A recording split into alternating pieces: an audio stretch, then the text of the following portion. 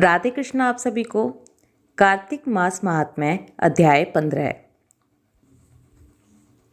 नारद जी कहने लगे कि हे राजा पृथु, जो कार्तिक कृष्ण अमावस्या को दीपावली करता है वह कभी दरिद्र नहीं होता। इस संबंध में एक इतिहास सुनो। थूरसेन देश में सत्य शर्मा नाम का एक अत्यंत दरिद्री ब्राह्मण रहता था। उसके मन में सदैव यही लालसा बनी रहती थी कि यदि मेरे पास धन हो तो मैं उसे दान आदि धार्मिक कार्यों में व्यय करूं। इसके लिए वह सदैव विष्णु का पूजन किया करता था। वह जो कुछ कमाता सब व्यय हो जाता।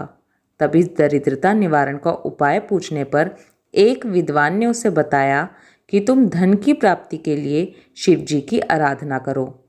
तब से वह शिवजी का उपासक बन गया।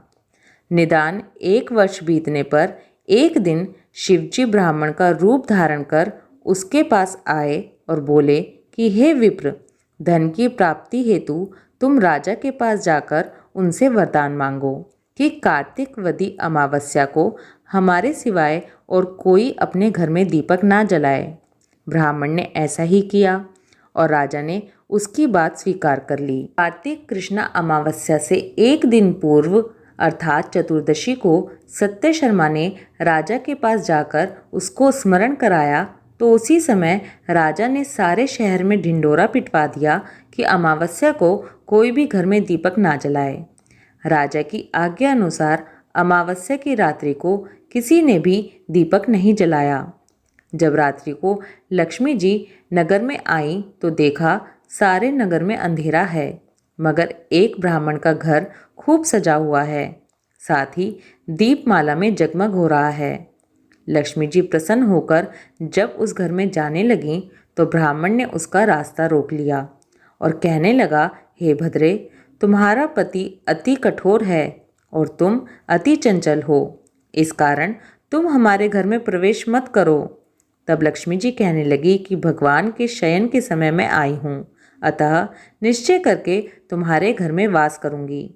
यह सुनकर ब्राह्मण ने कहा कि यदि तुम इस बात की शपथ लो कि 3 वंश पर्यंत तुम हमारे घर से नहीं जाओगी और यहीं पर वास करोगी, तब हमारे घर में आ सकती हो।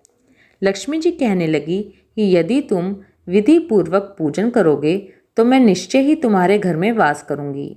यह सुनकर ब्राह्मण ने पूछा कि मैं किस विधि से तुम्हारा पूजन करूं? तब लक्ष्मी जी कहने लगी कि कार्तिक वदी अमावस्या को प्रातःकाल स्नान आदि करके देवता और पितरों का पूजन करो। दिन के तीसरे भाग में श्राद्ध करो। अनेक प्रकार के सुंदर पकवानों से ब्राह्मणों को भोजन कराओ। प्रदोष समय में दीपमाला करो। अपने घर में तुलसी के स्थान पर ब्राह्मण के घर में, देव मंदिर में, चौराहे, शमशान तथा गौशाला में दीपक जलाओ। इस दिन बाल, वृद्ध तथा रोगी के सिवाय और कोई भोजन ना करे। शाम के समय हमारा पूजन करो। सबसे पहले स्वस्ति वाचन द्वारा गणेश जी का पूजन करो, फिर कुबेर का पूजन करके संकल्प करके तत्पश्चात लक्ष्मी जी का पूजन करो। कैसा स्वरूप है लक्ष्मी जी का? कमल के आसन पर स्थित, कमल पुष्पों की माला धारण किए, कमल जैसे नेत्र वाली, गंभीर नाभि वाली, स्तन के भार से नम्र, सुंदर वस्त्र वाली, देवताओं के हाथियों द्वारा मणि युक्त घड़ों से स्नान करने वाली, कमल पुष्प हाथ में लिए ऐसी लक्ष्मी मेरे घर में निवास करे। सर्वप्रथम लक्ष्मी जी को आसन दें, फिर पाद्य, अर्घ्य, आचमन, स्नान, वस्त्र, धूप, दीप, नैवेद्य, जल, तांबुल, सुपारी, इन सब वस्तुओं को अर्पण करके नमस्कार करें। दीप जलाएं और समस्त रात्रि भगवान का कीर्तन करें। इस प्रकार कुबेर तथा लक्ष्मी जी का पूजन करके ब्राह्मणों को भोजन कराएं। फिर बंधु बांधवों सहित आप भी भोजन करें। सत्य शर्मा ने विधिवत इसी प्रकार किया, जिससे उसके बहुत सा धन धान्य हो गया।